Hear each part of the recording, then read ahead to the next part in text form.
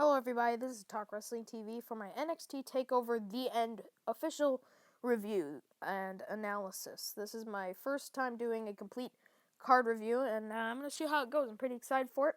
And so let's get right into it. So the first match we had for the show was Cien versus the Perfect 10, which I thought was nice, having 100 versus the Perfect 10. So, it was an okay match. I mean, the Cien guy could really do a lot. And then I loved that one spot with the super kick on the ropes with the headstand. I thought that was really nice. So, I mean, not much to say. I didn't really like the finish. That weird Bronco version of a Bronco Buster was, it was alright. I mean, I thought that this guy could do way better.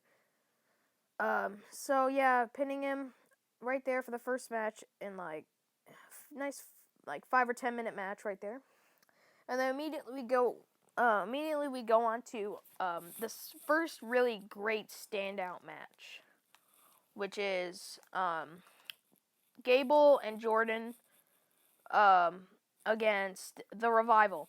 I was actually really surprised when I heard that the Revival had actually won. I was watching this live when I saw the Revival picking up the win, which I thought that was a really great finish, and I loved the double ankle lock spot, and I loved all the spots here. But I really didn't expect American Alpha to lose here, but they're so over that they'd actually do better chasing the title than they would holding it, kind of like Rey Mysterio. So I think they're alright losing it because, that'll get them more over and it won't ruin their reputation if they're really bad at holding the titles. So yeah, that's all I really have to say about that. The Revival being the first ever 2-time tag champs is a questionable move. I wouldn't have done it myself, but yeah, the Revival are now 2-time tag team champions, which makes them the most winning tag team in history in NXT. Moving right along after that was really another great match. Shinsuke Nakamura versus Austin Aries.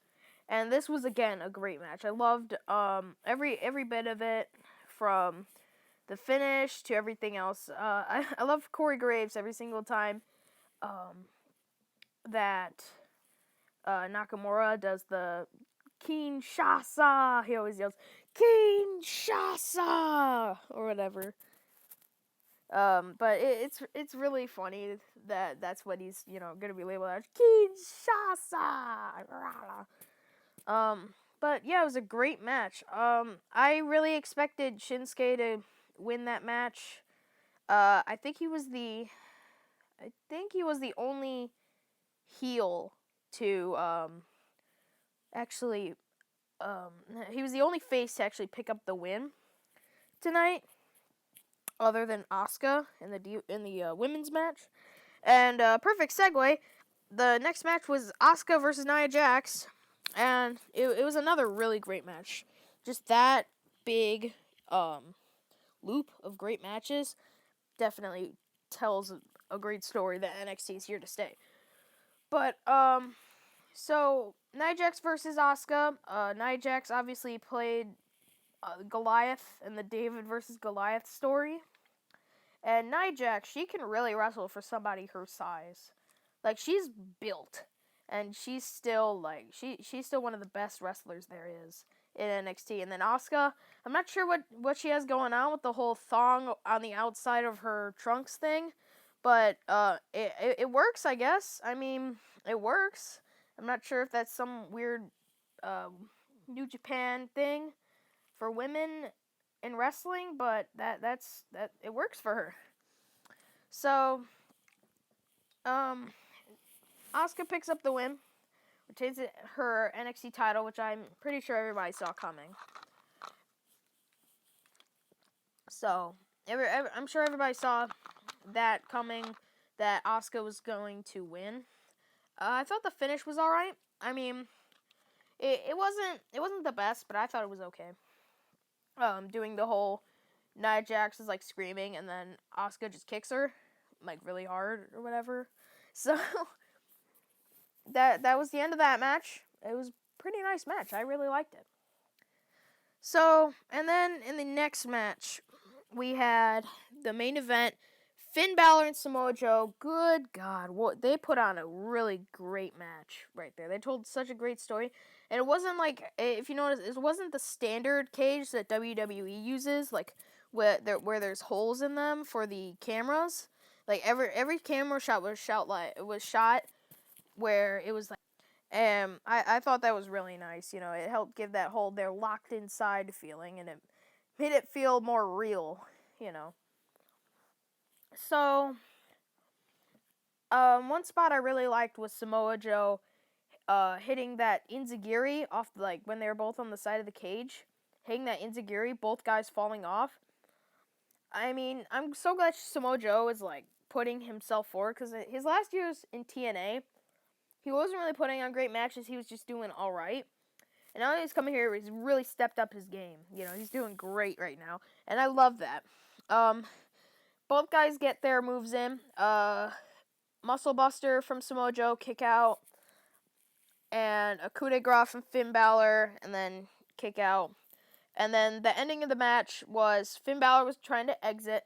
Samoa Joe grabs him, turns him around, and hits him with a muscle buster off the second rope, which I thought was a great spot right there. And then he pinned him for the win. But the only problem I have with that is the fact that WWE does steel cage matches where you can win off of a pinfall. I like it better back when in the 90s you had to escape in order to obtain the victory. I thought that was a lot more exciting, because you could really tell a great story of he's making it to the cage, and then Owen Hart crawling to prevent his brother, throwing himself off to prevent Bret Hart from escaping the cage. But now he could just win by pinfall. And it really takes away from it. But I still thought that this was a great match. They're really making steel cage matches great again. Because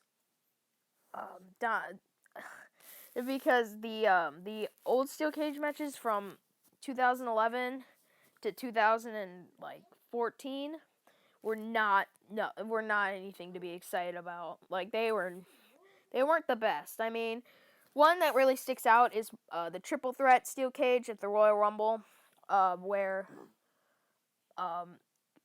Daniel Bryan, Big Show, and Mark Henry were all fighting in a triple threat match. And I thought that match was all right. And you know, they had a finish where Bryan escaped the cage, but you know, it wasn't a great match. It was okay. But yeah, I'm really glad that WWE is stepping up their game on these steel cage matches, and I thought they really had a great match. So kudos to them for being able to do that.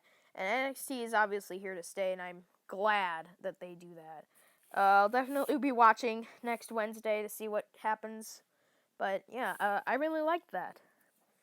Anyway, guys, so thank you for listening to my NXT review. Overall, I give this a rating of 4 stars. 4 stars. I'm not gonna give it 5 stars because there's, you know, a couple iffy finishes. So I'm just gonna give it a solid 4 stars. It was a great event. 4 stars, maybe 4.2. It was alright. I thought it was okay. Anyway, guys, so thank you for watching this video. Please leave a comment and subscribe for more, and I'll see you guys in the very next review that I do, which will probably be Money in the Bank. Anyway, guys, so I'll see you all later. Bye.